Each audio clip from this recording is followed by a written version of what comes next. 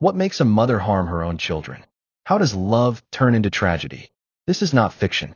This is a real, horrifying story of mental illness, neglect, and a crime so shocking that it left even hardened detectives speechless. Lamora Williams was not born a monster.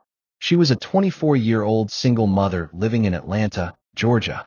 To the outside world, she was just another struggling mom, trying to raise her kids in a world that didn't seem to care.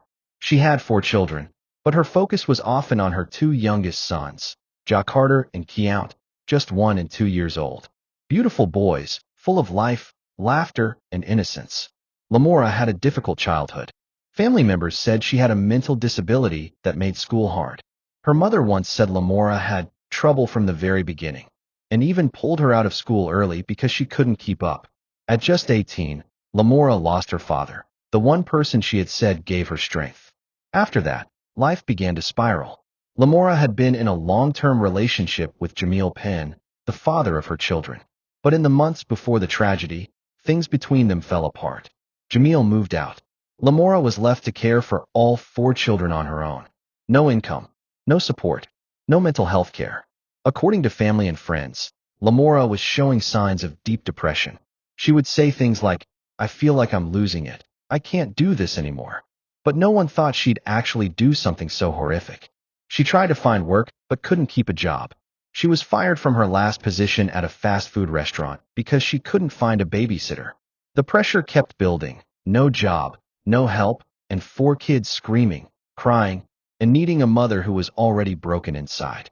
On the night of October 13th, 2017, Lamora's world finally snapped. According to police reports, she locked herself and the children inside their apartment. At some point, she allegedly placed her 2 sons, Carter and Keount, in the oven.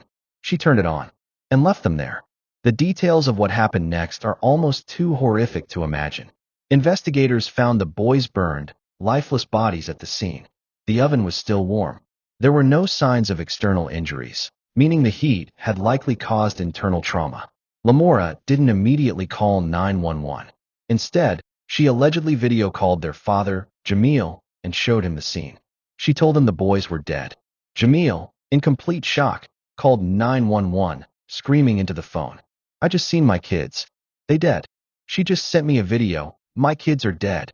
When police arrived, what they found shook them to their core. One officer reportedly had to step outside to catch his breath. Even seasoned detectives were traumatized. Lamora was arrested and taken into custody. She told investigators that she had left the children with a babysitter and came home to find them dead. But that story didn't add up. There was no evidence of a babysitter, no sign of forced entry. No one else had been in the apartment.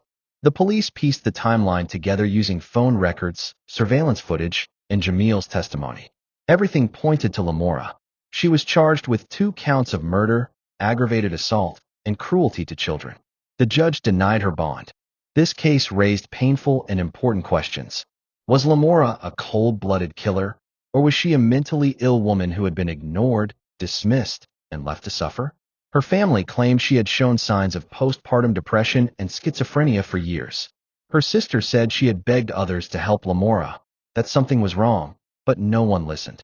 There were no formal psychiatric diagnoses on record at the time of the crime. But her behavior, according to experts, showed signs of psychosis, postpartum breakdown, and deep psychological trauma. She had tried to cry for help, but nobody really heard her. Carter and Keount Penn were just babies. They had no idea of the chaos around them. They trusted their mother. They smiled when they saw her. And in the most terrifying final moments of their lives, they were betrayed by the one person meant to protect them. Their father, Jamil, was left shattered.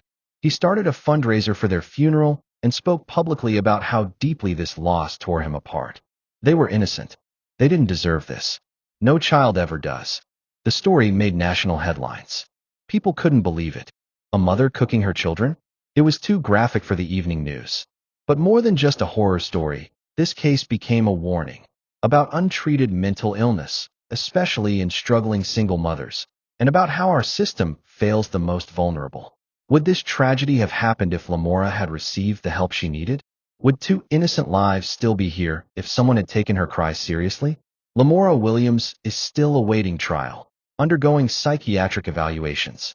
Many believe she needs help, not just punishment. But for the grieving father and a shaken community, no sentence will ever bring back those boys. This story is a brutal reminder that mental health is not a luxury, it's a necessity. If someone you know is showing signs of stress, anxiety, or breakdown, do not ignore them. Help them. Talk to them.